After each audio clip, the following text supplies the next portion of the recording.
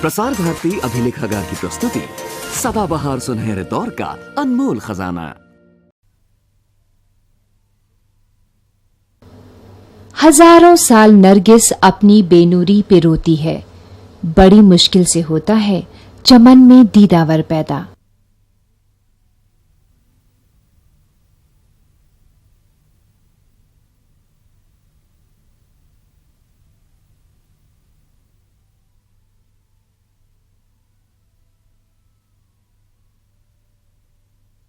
चार अप्रैल 1904।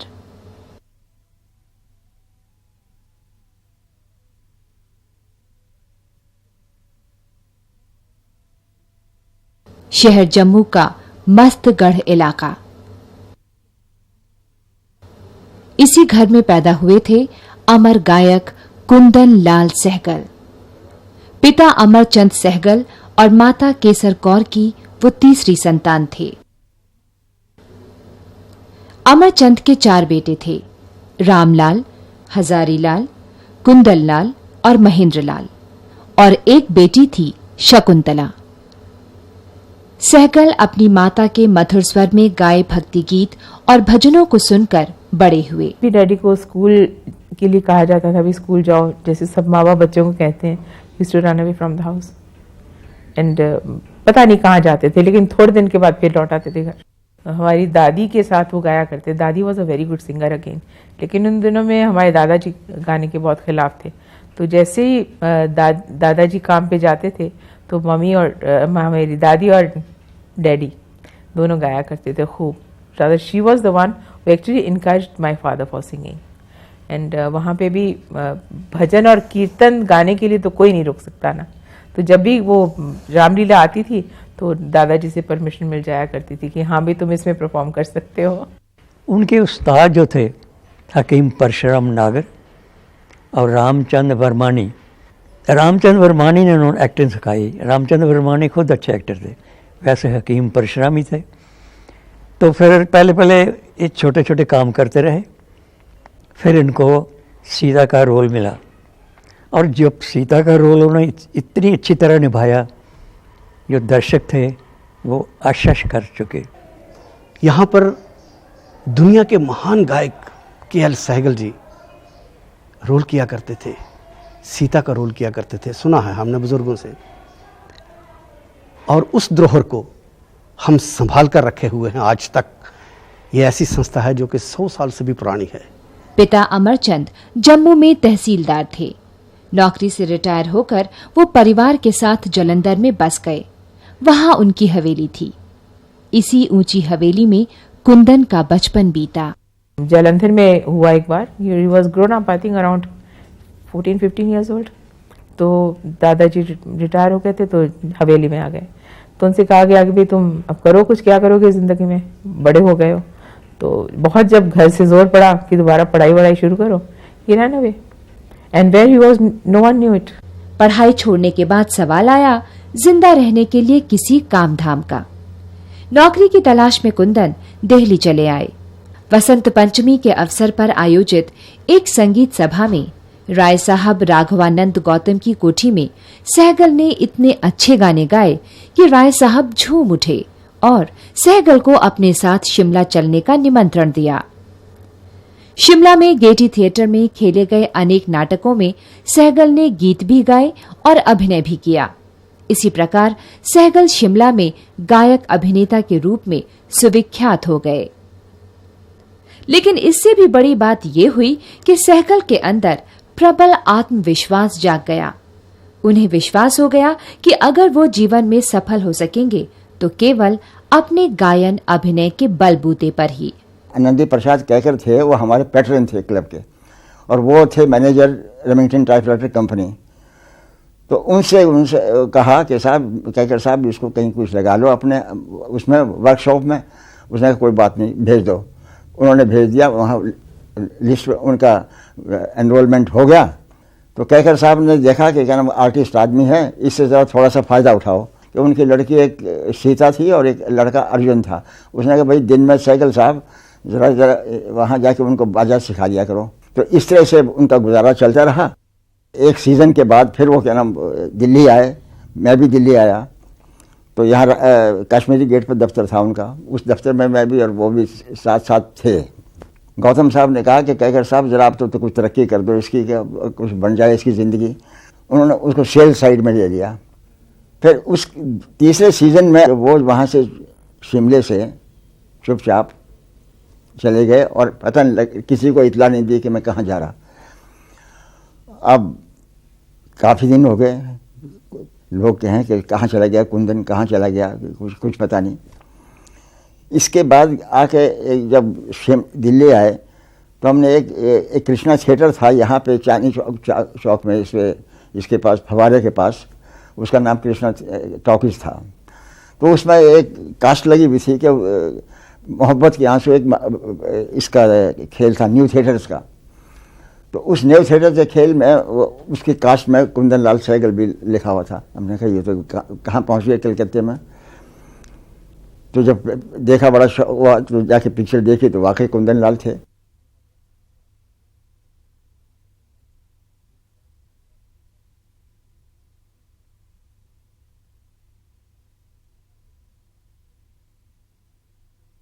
कलकत्ते में उस समय फिल्म निर्माण की प्रमुख संस्था थी बीएन सरकार द्वारा स्थापित company new theatres. New theatres द्वारा बनाई गई बांग्ला और हिंदी फिल्में पूरे हिंदुस्तान में बहुत उत्सुकता के साथ देखी जाती थीं और बहुत पसंद की जाती थीं। संगीत उनकी लोकप्रियता का बहुत बड़ा कारण था। अपने गायन के आधार पर सहगल को न्यू थिएटर्स में प्रवेश मिल गया। 1932 में उन्होंने मोहब्बत के आंसू, जिंदा लाश और सुबह का सितारा 3 फिल्मों में काम किया जो असफल रहीं। किंतु अगली फिल्म पूरन भगत में सहगल के गाए भजन बहुत लोकप्रिय हुए और दर्शकों ने सहगल को गायक के रूप में स्वीकार कर लिया।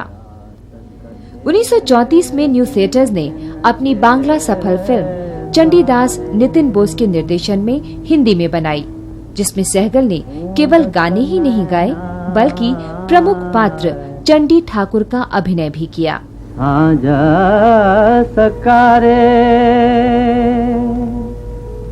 Father had told me earlier that when Saigal came to New Theatres, he had occasion to meet him somewhere in Punjab, where he used to go on account of the distribution of New Theatres films. There, one gentleman by the name of Mr. Qazi had introduced Saigal to my father in a get-together. At that time, Saigal used to sell these typewriters, and he sang a few lines in my father's presence. He was very much impressed, so my father asked him to come to Calcutta.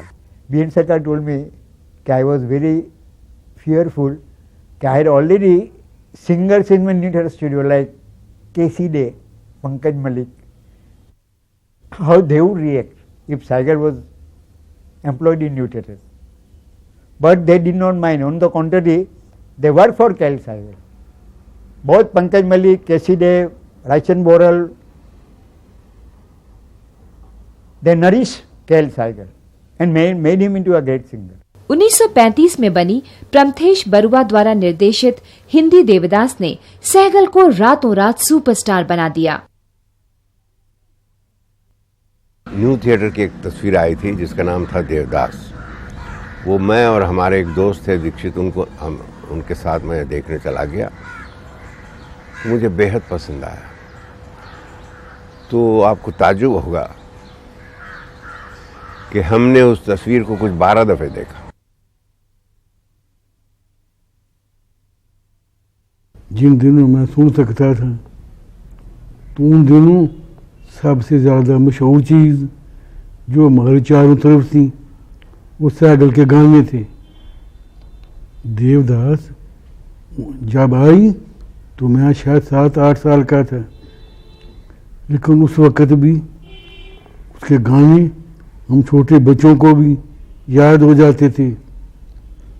अगर सड़क पर निकलो तो कहीं ना कहीं से आवाज़ आती थी, बालम आओ बसो मेरे मन में। इस बचपन में उनकी आवाज़ मेरे इमेजिनेशन को मोल्ड करती थी। तो मेरी हमेशा ख्वाहिश थी मैं कभी उनको देखूं। किस्मत की बात है कि जब मैं 18-20 साल का हुआ तो मैं बम्बई पढ़ने के लिए गया। तो बम्बई माटोंगा में जहाँ पर मुझे फ्लैट मिला, उसी गली में बहुत सारे एक्टर रहते थे। पृथ्वीराज कपूर, उनके 2 भाई और सैगल साहब। मेरे दोस्त ने कहा कि उसने पता लगाया कि हमारा एक दोस्त है जो सैगल साहब को जानता है, और उसने वादा किया है कि आज शाम को हमें उनसे मिलने ले जाएगा। पर कहने लगे, तुम बताओ, तुम सुन नहीं सकते, तुम उन्हें मिलकर क्या करोगे? मैंने कहा, सुन नहीं सकता पर देख तो सकता हूँ। सुना मैंने हमेशा है, अब मैं उनको देखना चाहता हूँ। तो जब ऊपर पहुँचे तो सैगल साहब से मेरा इंट्रोड्यूस कराया, और साथ ही कहा कि ये सुन नहीं सकता। सैगल साहब ने बड़े ज़ोर से मेरा हाथ दबाया, और जैसा कि मेरे दोस्त ने मुझे बताया, ये कहते हैं कि तुम को मैं वो चीज़ नहीं दे सकता जो मेरी सबसे बड़ी गिफ्ट है। मैंने कहा, फिक्र ना करो, वो आप मुझे बहुत पहले दे चुके हो, वो मैं आज भी उसको गुनगुनाता हूँ। इसके बाद मैंने ये लाइन दोहराई कि बालम आओ बसो मेरे मन में, सामन आया तुम ना आए, तुम सखिया कुछ ना भावे। वो बहुत खुश हुए, उनको याद है, और मुझसे जप्पी लगा ली। देवदास के जितने गाने हैं ना, उसमें नाम तिमरमरन साहब का आया है कि वो म्यूजिक डायरेक्टर थे। उन्होंने बाकी सब गाने बनाए थे, लेकिन सैगल के दोनों गाने, बालम आए बसो मेरे मन में और दुख के अब बीतत नहीं, ये दोनों जो हैं वो सैगल की अपनी कंपोजिशन है।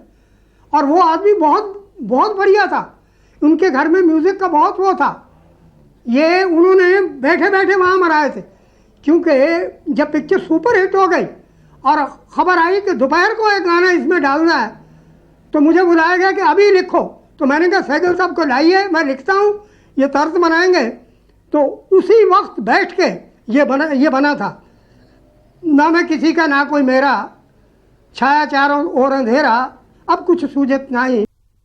Now Saigal's contribution, people know, appreciate him as a great singer, but personally I find that whenever I looked at his early films, he was also a great committed artist, totally involved in the roles which he played, and in spite of the technical drawbacks or shortcomings or technical insufficiency, still we find that sometimes when you look at the old Devadas and the later Devadas, I find the characterization and the treatment of the old Devadas was much more true to the soil and the literary piece of Sarachandra than some of the later works which somehow got lost in the aura of the stars and color and things like that.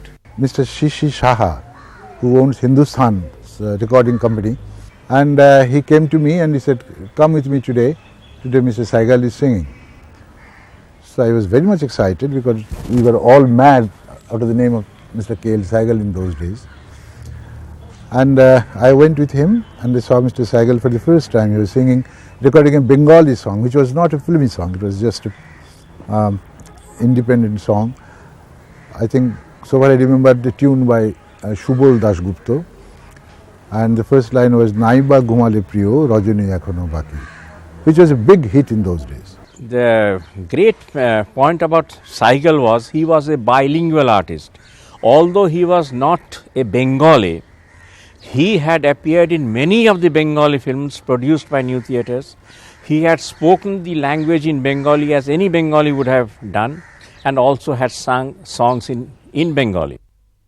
फिल्मों में गाए हुए गीतों के साथ साथ सहगल ने private गीत और उर्दू की मशहूर गज़लें भी बहुत भावना के साथ रस लेकर गाईं और इस प्रकार अपनी गायन शैली को नया आयाम दिया।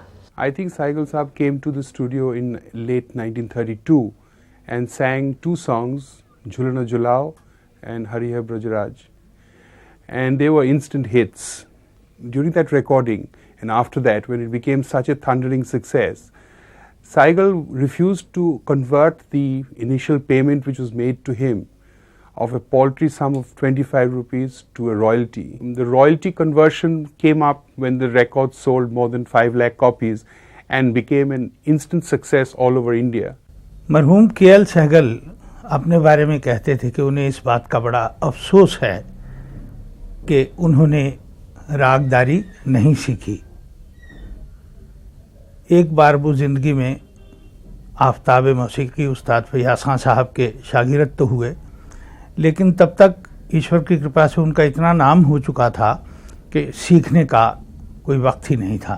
शास्त्रीय संगीत की रूह उनके अंदर थी, वो उनके हर गीत में, हर भजन में, हर गज़ल में वो नुमायाँ होती है। सहगल साहब ताल के पूरे मास्टर थे, इतना टैलेंट था उनमें। आप उनकी गालिब की गज़लें सुनिए, उसमें वो ऐसी ऐसी जगह लेके घूम के आते हैं सम पे कि कोई आसान नहीं है और कोई आम आदमी नहीं आ सकता। इसका मतलब बहुत मास्टरी थी। मैं तो इतनी उनकी मदाह हूँ, उनकी ताल की भी, उनकी आवाज़ की तो हुई। मुझे उनके कितने ही गाने ऐसे हैं जो मैंने बहुत गाए हैं।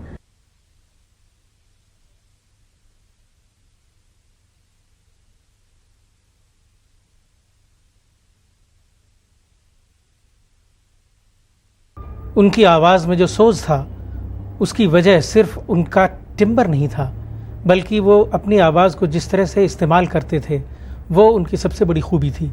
क्योंकि ऐसे बहुत से नॉन फिल्मी गीत हैं, जैसे दादरा, टप्पा, ठुमरी और कुछ मज़ाहिया चीज़ें भी, जिसमें कि उनकी प्रतिभा देखी जा सकती है कि उन्होंने शास्त्रीय संगीत के सभी नियम पालन करते हुए एक ऐसी हल्की फुल्की दुनिया का जन्म दिया था जिसमें कि संगीत के प्रेमी आज भी डूबे रहते हैं। न्यू थिएटर्स की फिल्मों में काम करते हुए सहगल के गायन में और निखार आ गया, जिसका श्रेय उस समय के सुप्रसिद्ध संगीत निर्देशक रायचंद बोराल और पंकज मलिक को जाता है। उनका गायन और अधिक सहज स्वाभाविक हो गया। कई बार तो लगता था कि सहगल गा नहीं रहे हैं, अपने मन की बात सुना रहे हैं।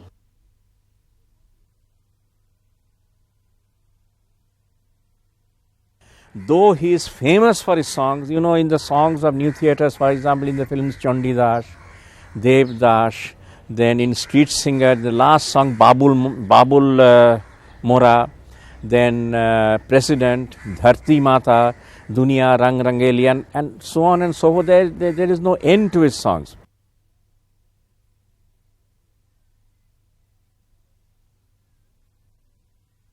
उन्नीस 1935 से 1940 तक में बनी हिंदी फिल्मों में काम कर सहगल गायन और अभिनय के बेताज बादशाह बन गए। 1941 में सहगल अपने मित्रों पृथ्वीराज कपूर, जगदीश सेठी, के.एन. सिंह, विक्रम कपूर, केदार शर्मा के साथ बम्बई रंजीत मूवी टोन में आ गए। वहां उन्होंने 3 फिल्मों में काम किया, भक्त सूरदास, तानसेन और भंवरा। इन फिल्मों में गाए उनके भजन, राग रागनियों और शास्त्रीय संगीत पर आधारित गीत गजलें, ये सारा गायन उतना ही लोकप्रिय हुआ जितना न्यू थिएटर्स की फिल्मों का गायन। सहगल के गाए गीत बच्चे बच्चे की जुबान पर आ गए। 1944 में सहगल एक बार फिर न्यू थिएटर्स वापस आए, जहां उन्होंने हेमचंद की फिल्म माय सिस्टर में काम किया। There was another song I saw him picturizing. He had an accident. And his right hand was plastered, and with that plastered hand, and he was giving the leap of his own song, of his own voice, Chupona Chupona, Hamse Chupona. Sehgal was a giant of his times. It was in 1940 that we met him, and his career as an actor as well as a singer in the films was at its zenith. In the 30s, there was a great renaissance in film music, which was ushered in from Calcutta with Bengali film music's impact on the Hindi film music. And Sehgal was in the center stage of this great renaissance movement. Everywhere in Calcutta, wherever you went, it was Sehgal songs. Sehgal was so popular and so much liked that you cannot imagine. But when we met him in person, We found him to be absolutely a humble person, down to earth, without any flamboyance, no show off. In fact, he put us at ease when we went and met him. बात है सन 1943 की, शहर देहरादून। मैं उस वक्त DAV college intermediate में पढ़ रहा था, शायद 11th क्लास की बात है। वहाँ न्यू एम्पायर सिनेमा में नजमा पिक्चर आई हुई थी महबूब साहब की, वो मैं पहले देख चुका था। अचानक शहर में अफवाह फैली कि सहगल साहब आए हुए हैं और सहगल साहब न्यू एम्पायर थिएटर में जहाँ नजमा चल रही है वहाँ अपना परफॉर्मेंस देंगे। पिक्चर चल रही थी, एक जगह बीच में रोकी गई, रोकने के बाद स्टेज पे लाइट आई, वो लाठी टेकते हुए स्टेज पे आए और हाथ जोड़कर उन्होंने सबको नमस्ते की। हॉल में जो शोर मचा मैं आपको बता नहीं सकता कि कैसा शोर था। सहगल साहब ने कहा अच्छा बोलिए मैं आपको कौन कौन से गाने सुनाऊं। तो जाहिर है जो आगे फ्रंट रोज में बैठे हुए थे सोफे पे लोग, यानी अपर स्टॉल और बॉक्स वाले, उन्होंने अपनी फरमाइशों के अनुसार सहगल साहब को बताया और सहगल साहब उनकी फरमाइशों के अनुसार गाने लगे। फिर बीच में क्या हुआ कि पीछे से एक आवाज़ आई कि सहगल साहब हम चवन्नी वालों का भी ख्याल कीजिए। सहगल साहब के हारमोनियम पे हाथ चल रहे थे, उन्होंने हारमोनियम बजाना रोक दिया और मुड़ के कहा ऐसे छाती पे हाथ रख कर मैं भी चवन्नी वाला हूँ, बोलिए आप क्या कहेंगे, मैं वही गाना सुनाऊंगा। फिर लोगों ने कोई फरमाइश की तो सहगल साहब ने गाना सुनाया। उस दिन जो सहगल साहब ने अपनी मर्जी से या लोगों के कहने पे, लोगों के अनुरोध करने पे जो गाने सुनाए, मुझे उनमें से याद है एक गाना तो यही था, बालम आए बसो मेरे मन में, एक बंगला बने न्यारा, और काहे को रार मचाई, और दुख के दिन मोरे बीतत नहीं, और कहो ना आस निराश भई, और एक गाना था जो मुझे बहुत अच्छा लगा था, मैं सोते भाग जगा दूंगा, मैं जागे भाग सुला दूंगा। लाहौर में मैं तो बड़ी छोटी थी उस वक्त, लेकिन इतना शोर मच गया कि वो सहगल की कॉन्सर्ट होने वाली है। तो मेरी 5 भुआएं थीं और सबको म्यूज़िक का शौक़, तो फिर हम सब लोग गए उनको सुनने। लाहौर में तो तहलका मचा हुआ था बिल्कुल कि सहगल आए हैं, सहगल आए हैं, और उस वक्त भी सुन के ऐसा मज़ा आया। एक मेरी भुआ थी जो ख़ुद भी बड़ी मशहूर हो गई थी रविंद्र संगीत में, वो शांति निकेतन गई थी और रविंद्रनाथ टैगोर की बड़ी फेवरेट म्यूजिशियन और डिसाइपल गिनी जाती थी। और राजेश्वरी वासुदेव दत्ता, उन्होंने कहा कि नहीं ये तो बिल्कुल मानी हुई बात है कि बंगाली सारे खुद भी मानते हैं कि KL सहगल का जो प्रोनंसिएशन है बंगाली का, वो बिल्कुल जैसे बंगाली कोई गा रहा हो वैसा ही था, और कोई कह नहीं सकता कि ये बंगाली नहीं गा रहा। बिल्कुल इतना माने गए थे वो रविंद्र संगीत में कि बाद में फिर उनके नाम से ही एक KL सहगल रविंद्र संगीत स्कूल ऑफ म्यूजिक भी बन गया कलकत्ता में। बम्बई में सहगल माटुंगा में रह रहे थे, जहां उनके पड़ोसी थे पृथ्वीराज कपूर, P जयराज और KN सिंह। खुदत की बात है कि ऐसा मौका आया कि मैं उनके साथ काम करने का एक वक्त आया था, जिस तस्वीर में हमने दोनों काम किए लेकिन आपस में कभी मुखातिब नहीं हुए हम लोग। वो तस्वीर थी शाहजहां, और मैं उनको आप कहिए फ़ैन कहिए या कुछ भी कहिए, लेकिन मैं उनको बहुत चाहता था।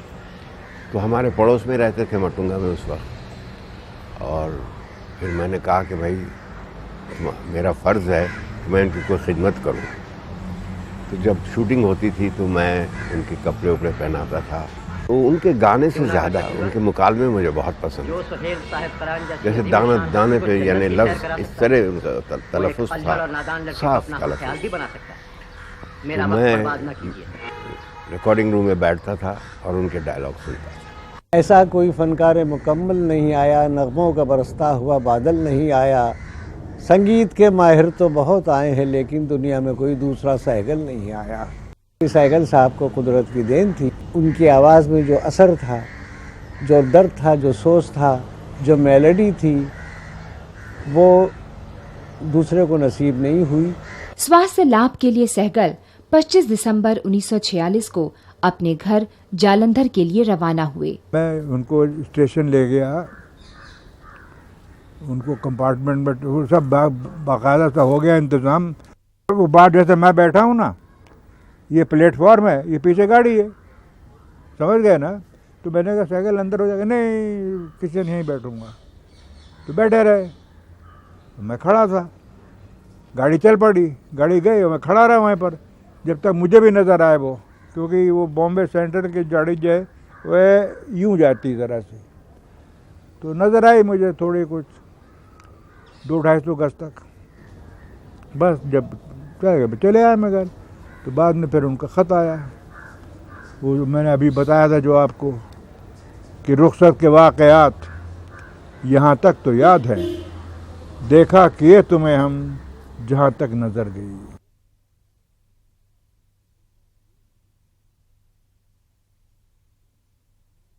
लेकिन अफसोस ये उनका आखिरी सफर साबित हुआ।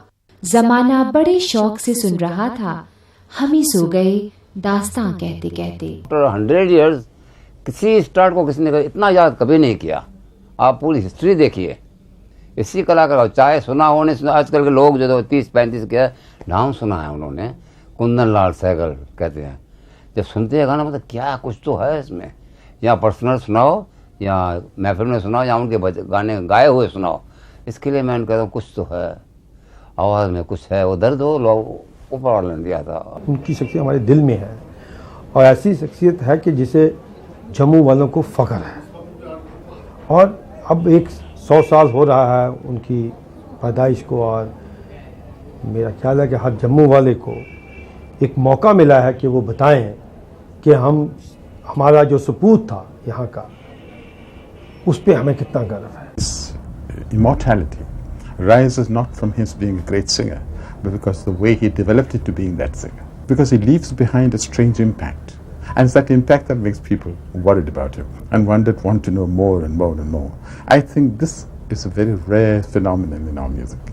Since then, we have had great singers. Of course, there have been very fine singers in our films. And good singing, therefore, was not the point. Saigal perhaps sang well or badly is unimportant. When he sang, you never forgot what he sang. सदाएं मिट गई सारी, सदाए साज बाकी है, अभी दुनियाए मौसीकी का कुछ एजाज़ बाकी है, जो नेमत दे गया है तू वो नेमत कम नहीं सैगल, जहाँ में तू नहीं लेकिन तेरी आवाज़ बाकी है। तो सैगल को फरामोश कोई कर नहीं सकता, वो ऐसा अमर है कि कभी मर नहीं सकता।